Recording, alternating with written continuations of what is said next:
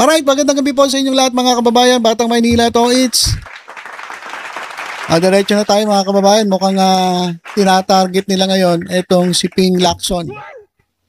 At ang ginagamit nilang attack dog ay hindi pala attack dog. Attack cat. Pusa po kasi ito, mahilig sa pusa eh.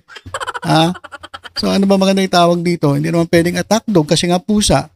Ano na lang tawag natin dito? Pusang gala. Ito pong pusang gala na ito ay tinatarget po si Ping Lacson. At alam ko siya ang unang naglabas ng litrato na kasama ni Ping Lacson etong mga diskaya. Inamin naman ni Ping Lacson yan. Di naman tinanggi ni Ping Lacson yan eh. Talaga nagkaroon sila ng litrato. Kailan? Noong mga panahon na niyayaya siya ng mga diskaya na dumalo sa isang pagtitipon para i-promote ata ang isang party list. Ang problema, hindi naman pwedeng paunlakan ni Ping Lacson yung imbitasyon ng mga diskaya kasi etong mga diskaya ay kalaban ni Vico Sotto dyan sa Pasig. Kaibigan ni Ping Lacson etong si Tito Sen. So hindi niya pwedeng paunlakan etong mga diskaya. Hindi naman traidor to si Ping Lacson katulad ng mga iba dyan. Di ba? Para lang sa ganyan, tatraidorin mo yung mga kaibigan mo. Hindi po ganun si Ping Lacson. So, tinanggihan niya. Tinanggihan mo na nga, tapos hindi ka pa magpapapicture. So, sobra naman yun. So, sabi siguro ng mga diskaya, sige sir, okay lang yun. Papicture na lang tayo. So, nagpapicture sila. Okay, sabi naman ngayon, ito ni Kong Meow Meow. Itong pusang gala na ito. Pinipilit niya na magkakilala. Close, kumbaga, a close friend ni Ping Lacson etong mga diskaya. Nagpaliwanag na nga si Ping Lacson. Hindi niya talaga kilala ang mga diskaya. Inimbitahan lang siya. Pero pinipilit na ito ni Kong Meow Meow, na itong pusang gala na ito, sinasabi niya, yan sigurado ka ba?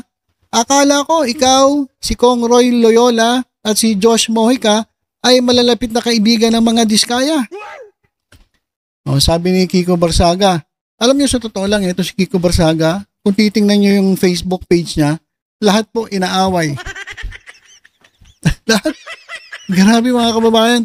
Kaya nga, kung hindi lang talaga ito mahilig sa pusa, talagang pwede nating sabihing attack dog eh.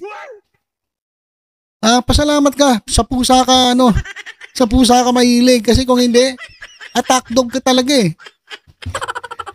Na lang, pusang gala na lang. Itong pusang gala na to talagang sabi ko sa inyo, lahat kinalaban. Tito Sen, Lacson ngayon si Lacson, dati si Romualdez, si PBBM. Ang daming alam nito.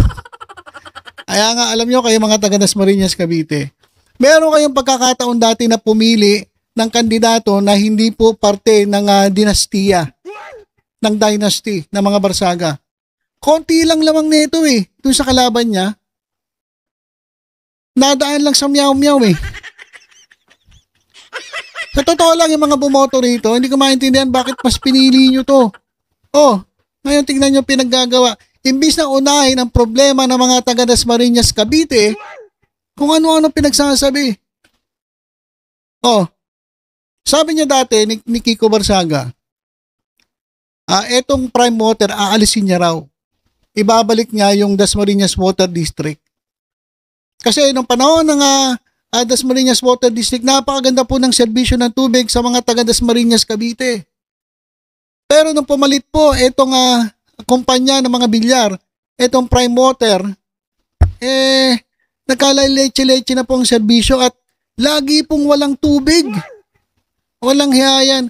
Panay ang reklamo, kabi-kabila ang reklamo ng mga taga Dasmariñas. Hindi lang po taga Dasmariñas. Kahit sa iba't ibang lugar na hinahawakan na ng prime water, panay reklamo po.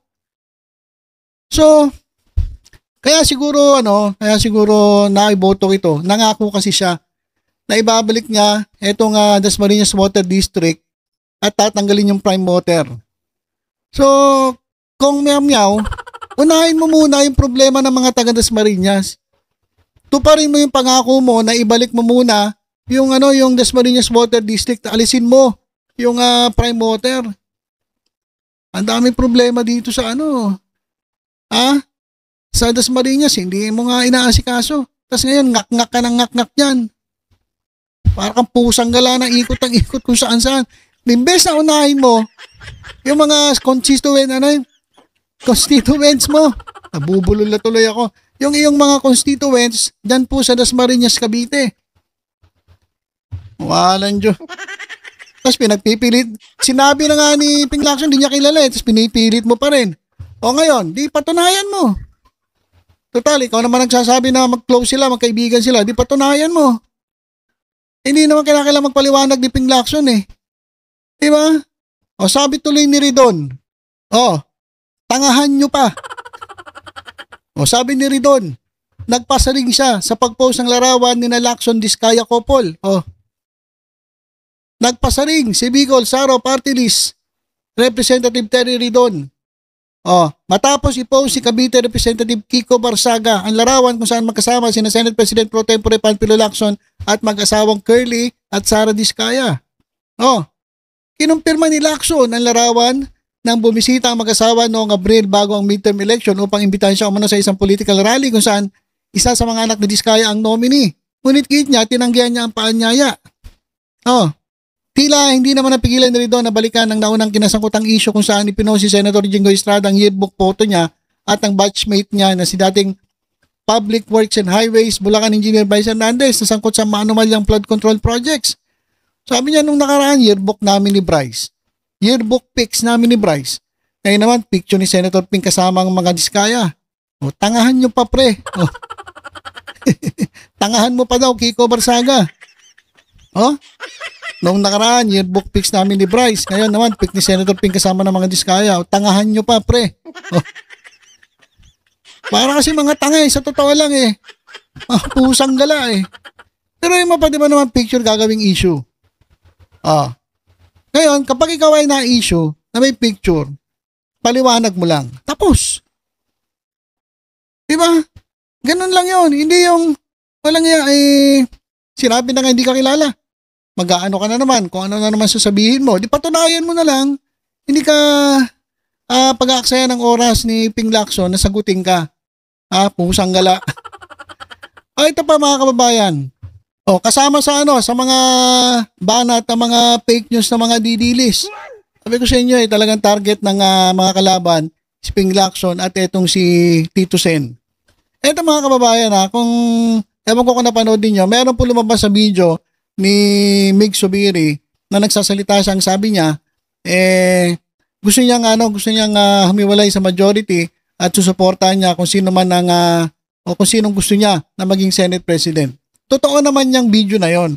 Kaso yun po ay nangyari bago po mahalal itong si Tito Sen bilang Senate President. So ang sinasabi niya, yun yung panahon na ang Senate President ay itong si Chis Escudero. Naaayaw na siya kay Chis Escudero at susuportahan niya kung sino man ang gusto niya. Pero pinalabas nila na para bang ang pinapatamaan daw umano ni Mig Subiri ay itong si Tito Sen. So tingnan nyo yung fake news na itong mga hinayupak na mga DDS na yan. Itong original video interview was taken last July. Way before Senator Tito Soto took over as Senate President. So ang pinapatamaan niya dyan ay yung si Chis Escudero. Ayun si mismo si Mig Subiri na nagpaliwanag.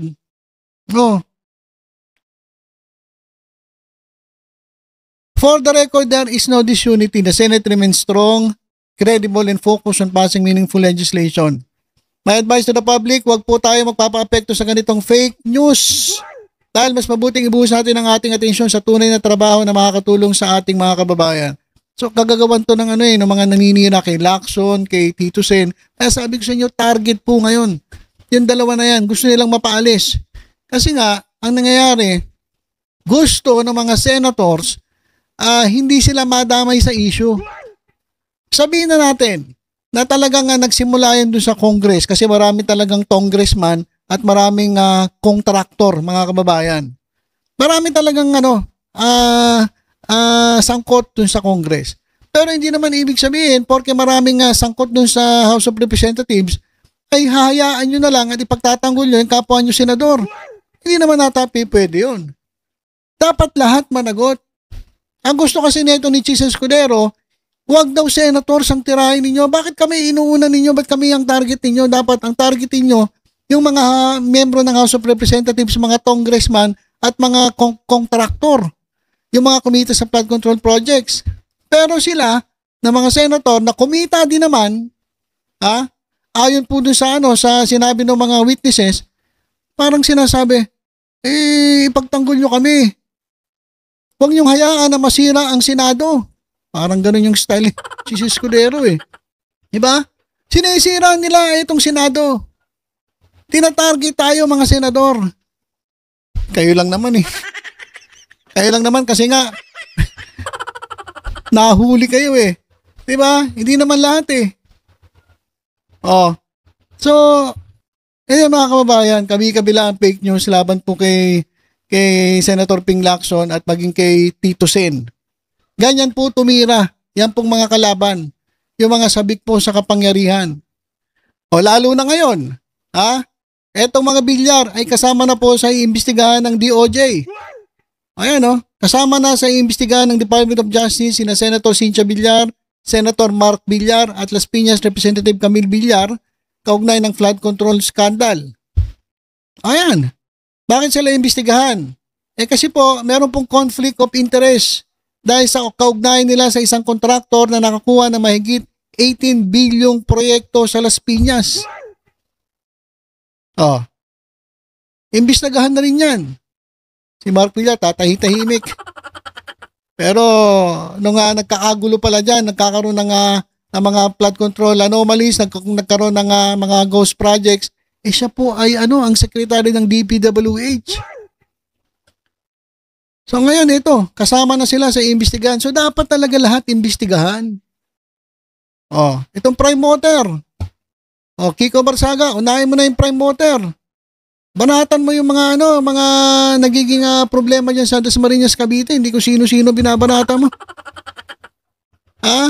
Talagang miyaw-miyaw itong pusang gala na ito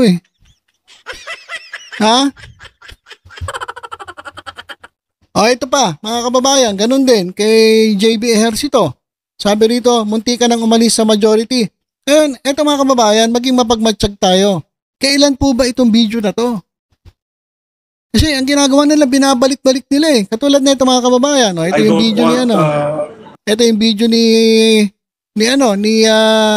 Mick Zubiri. Yung sabi niya na na siya'y babaliktad na. Ibabaliktad siya kay Chis Escudero, hindi kay Tito Sen. Kasi matagal na yung video na yan. Ngayon, eto, ano sabi ni JB? Pakinggan niyo si JB Ejercito. Sa totoo lang po, I have to be honest, muntik na rin po kung nag-isip na umalis sa majority kasi parang kung ganitong direksyon, sinusunog na natin ang sariling bahay natin, ating colleagues, napapabayaan natin, nakakalimutan natin yung mga tunay na salarin. Sa totoo lang po, I have to be honest. Okay. Alright, so hindi natin alam kung kailan yung video na yan. Ngayon, kung updated yan at sinabi talaga ni JB Ejercito, opinion niya yan. Yung opinion niya ay hindi po opinion ng buong Senado. Kung gusto niyang umalis sa majority, pero sabi niya muntikan lang naman So hindi pa siya umalis. So kung gusto niyang umalis sa majority, bahala siya. Pero hindi po yan ang boses ng buong Senado, ng majority. Siya lang siguro. Kasi kapatid niya si Jinggoy nasa minority. So, tingnan niyo maigay yung mga nakikita niyo sa social media. Huwag po kayo basta-basta maniniwala, lalong-lalo na ito, pinalabas sila na gustong tumalikod kay Soto. Hindi naman Ayan po yung panahon na tumalikod siya kay Chis Escudero. Kaya mga didilis talaga, mga fake news Isa pa yan si Pusang Gala na yan. Ano-ano rin pinagsasabi. At bilang pagtatapos mga kababayan, ito, si Pangulong Bongbong Marcos po ay nakatanggap ng high trust ratings. Sa kabila ng mga paninira sa kanya ni Sara Duterte, mataas po ang kanyang trust ratings. Pero hindi naman po daw importante sa kanya. Importante sa kanya ay siya ay nagtatrabaho. Yun po yung importante. Hindi naman importante yung mga ratings na yan Kasi meron nga dyan hindi nagtatrabaho pero yung ratings mataas daw dati. Pero mo sa nakakita, tamad yung tao. Kung saan nagpupunta, walang ginagawa, tapos ang taas pa ng performance rating. So pinagloloko tayo na itong mga survey na ito. Kaya kay Pangulong Bongbong Marcos, hindi importante yung ratings. Ang importante sa kanya ay patuloy siya nagtatrabaho. Lalong-lalo na ngayon. Lalong-lalo na ngayon na ang dami natin problema. May problema dyan galing siya sa Masbate dyan eh. Tapos problema sa Cebu, ang dami. Daming problema dahil lumindol, ang dami pong nasa lanta doon. So, nasan yung mga opisyal ng ating gobyerno? Oh, si presidente nagtatrabaho. Nasan yung vice presidente natin? Wala eh. Ang pinagtatrabaho niya, yung mga tauhan niya doon sa Office of the Vice President. Pero siya nasaan? Wala. So, ayan po mga kababayan, mukhang umiinit na naman ang labanan ng mga obstructionist. Ng mga obstructionist versus dito po sa mga namumuno sa ating bayan. Dito kay Presidente Bongbong Marcos, ang daming paninira ni Sara Duterte.